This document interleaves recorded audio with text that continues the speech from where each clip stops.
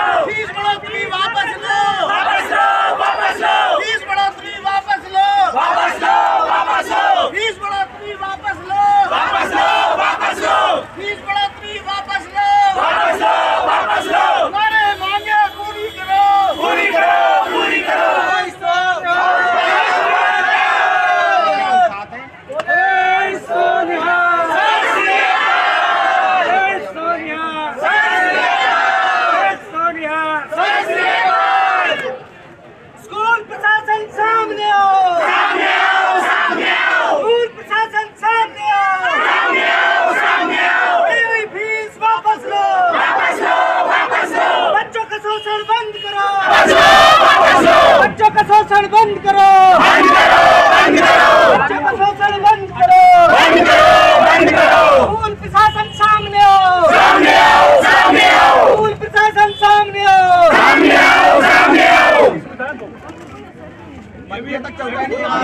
प्रशासन होश में आओ, बड़ी हुई फीस, तानाशाही बंद करो,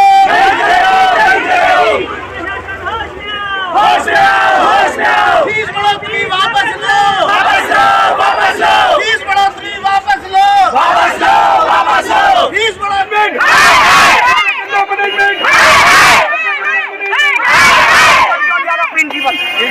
उसे आने में क्या दिक्कत है जी प्रिंसिपल को? आपसे मैं कहाँ से बात करूँगा? किससे करोगे? मेरे पास 500 पेरेंट्स हैं जिन्होंने ओके करा। मेरे पास फिर 500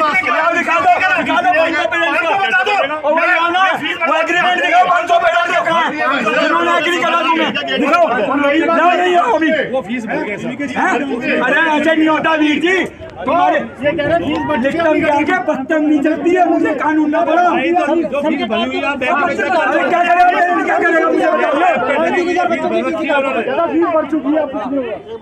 पहले भी आया था, उन्होंने कहा एक लेडी प्रिंसिपल थी, उन्होंने कहा आपको बदतमीजी के उसमें अंदर करवा देंगे।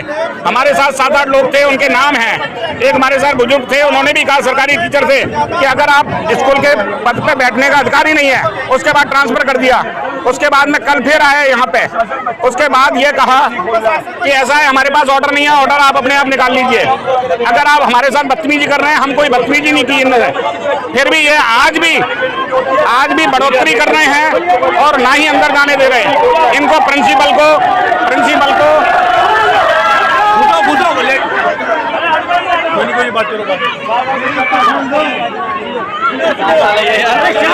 पुनः एक बार आज आपके साथ जुड़ा हूँ। आज मैं खड़ा हूँ गुरु हरिकृष्ण पब्लिक स्कूल पर। यहाँ पर मुद्दा है कि पेरेंट्स बहुत सारे आए हुए हैं और अभी मैं कुछ देर में यहाँ प्रदर्शन भी चलेगा, वो भी मैं आपको दिखाऊंगा। लेकिन मुद्दा क्या है ये समझने के लिए हमारे साथ डीसी वशिष्ठ जी हैं और भी पेरेंट्स खड़े हैं, सबकी समस्या भी सुनेंगे। डीसी जी, समस्या क्या है? सबसे पहले आज तो जी आपका बहुत बहुत धन्यवाद जो आप कवरेज देने के लिए आप यहाँ पहुँचे हैं। मुद्दा पेरेंट्सों के साथ जो धोखा हो रहा है, जो पेरेंट्सों को लूटने की एक साजिश है गुरुद्वारा प्रबंधक कमेटी के द्वारा और स्कूल प्रशासन के द्वारा, उसके खिलाफ एक आवाज़ है। सब पेरेंट्सों का एक दर्द है। एक प्रोसेस होता है फीस बढ़ोतरी का कि आप फीस बढ़ोतरी करने जा रहे हैं, आपको प्रशासन ने आप मीटिंग कर ली।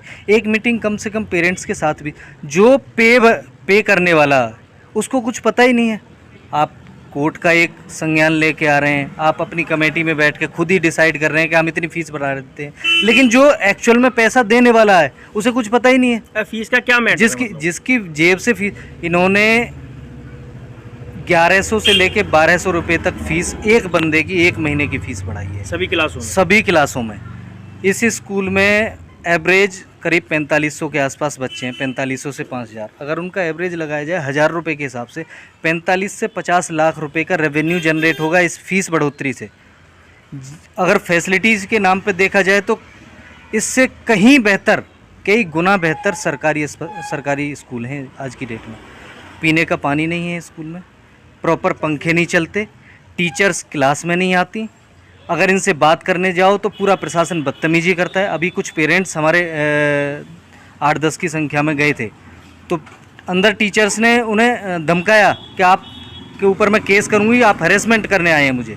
इस तरीके से तो ये प्रशासन पेरेंट्स के साथ बर्ताव करता है। पैसे भी पेरेंट्स से लेने हैं, इनके घर भी पेरेंट्स के पैसों से चलेंगे और ये धमकी भी पेरेंट्सों को देंगे।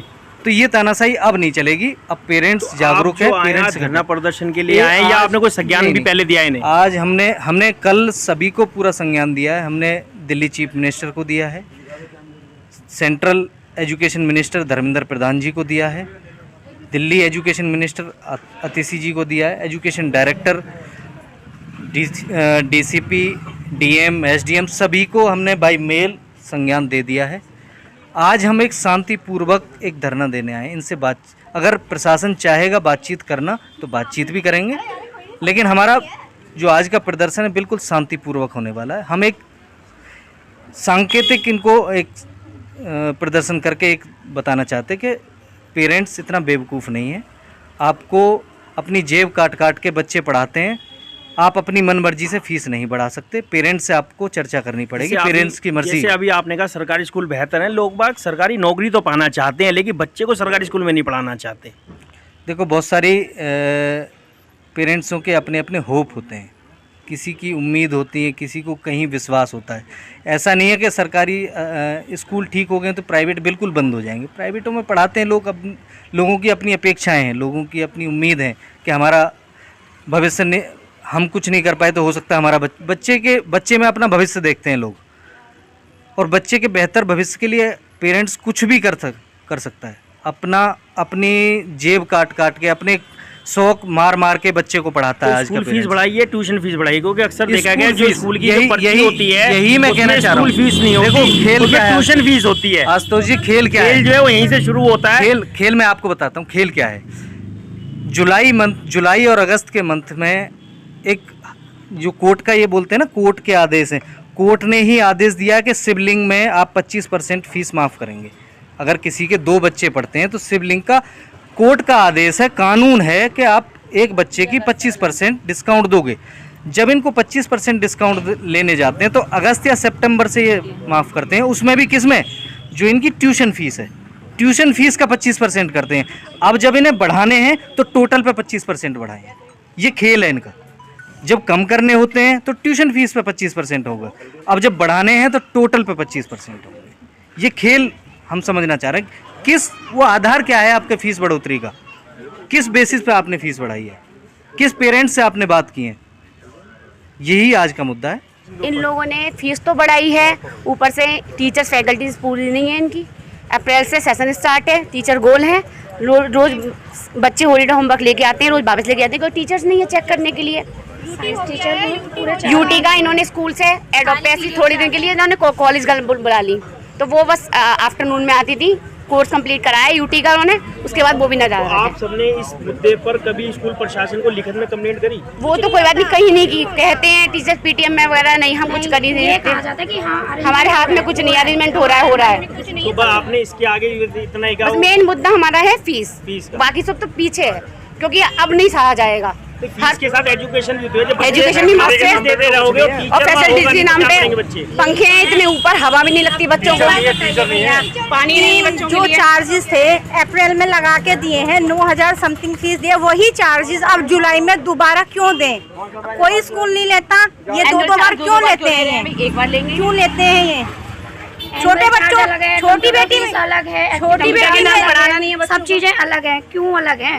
टोटल हमें मतलब ये अलग है, 500 रुपए इसकी चीज इसकी इसके टोटल करने के बाद की 9,000 10,000 रुपए कहाँ तक पेरेंट्स? अच्छा, एक मैं मुद्दा पूछता हूँ, दिल्ली सरकार बार बार कहती है हमारे स्कूल बेहतर हैं, आइए पढ़ाइए और वर्ल्ड क्लास स्कूल हैं, तो आपका एक बार मन नहीं करता कि हम उस तरफ भी जाए? या फीस बढ़ने के बाद मन बन रहा है? इस तरीके से अगर होगा, ऑप्शन यही है हमारे पास, अगर हम 10,000 जो पेरेंट्स 30,000 रुपए मंथली कमा रहा है, वो अगर 30,000 स्कूल में भर देगा तो वो अपने बच्चों का पेट कहाँ से भरेगा? वो फिर कहाँ जाएगा? सरकारी स्कूल ही है उसके पास ऑप्शन में, फिर वो सरकारी स्कूल में ही अपने बच्चों को डालेगा। जितना पैसा यहाँ दे रहा है वो अच्छी उसकी ट्यूशन फीस में लगाएगा, लगा के उसके एजुकेशन कुछ एक्टिविटीज अलग से करवा देंगे। जब यहाँ हम एक्टिविटीज चार्ज दे रहे हैं तो अलग से दे सकते हैं। अगर बच्चा ट्यूशन पढ़ रहा है तो ही वो पास हो सकता है, वरना अदरवाइज पास नहीं होगा वो, क्योंकि बच्चों को नॉलेज नहीं है, कुछ बार क्लास वर्क के लिए कुछ नहीं करते। 15 दिन हो चुके हैं, बच्चे की क्लास में कोई टीचर नहीं है, कोई वर्क नहीं हो रहा है, यूटी निकल चुके हैं, मैम का पता ही नहीं है, यूटी कॉपी चेक हुई है नहीं भी पता नहीं चला, हॉलीडे होमवर्क चेक नहीं हो रहे। ये सब कहने का मतलब ये स्कूल जो है अब कमाई का धंधा रह गया है कि नोट छापने की मशीन है, बच्चा जो है नोट छापने की मशीन रह गया है।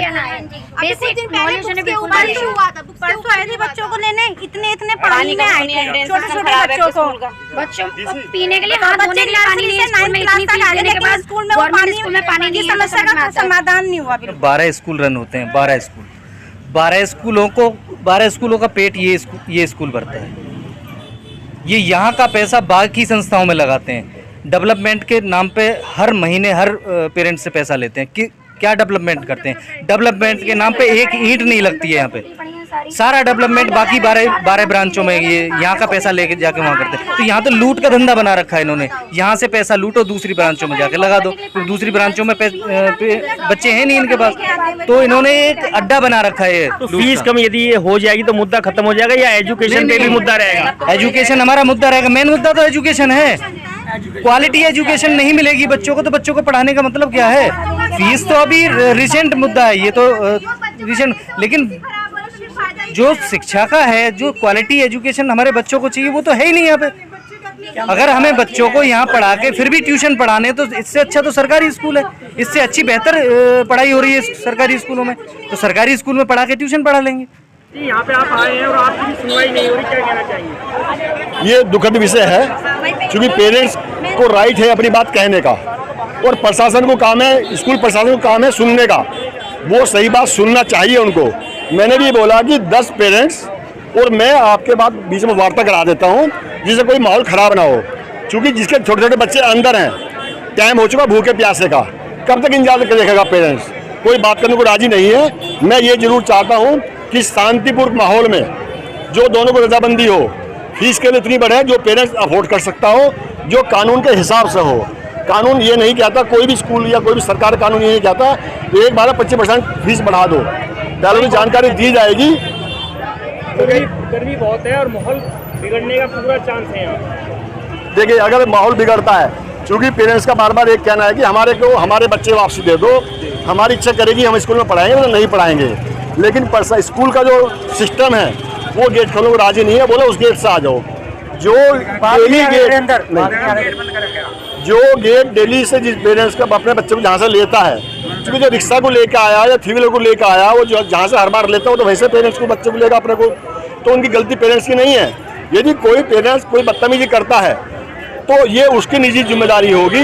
मैं तो केवल शांति कायम कराने के लिए, कोई भी आपस में बात ना बिगड़े, इसलिए लगभग 1 घंटे से आपके साथ खड़ा हूँ, और मेरा हरसंग प्रयास ये है। मुकेश जी, एसएचओ साहब से बात हुई तो क्या कहना है उनका? एसएचओ साहब से मैंने बोला है, वो कह रहे हैं जी आपसे वो बात कर रहे हैं। मैं कह जी मेरे पास कोई फ़ोन नहीं आया।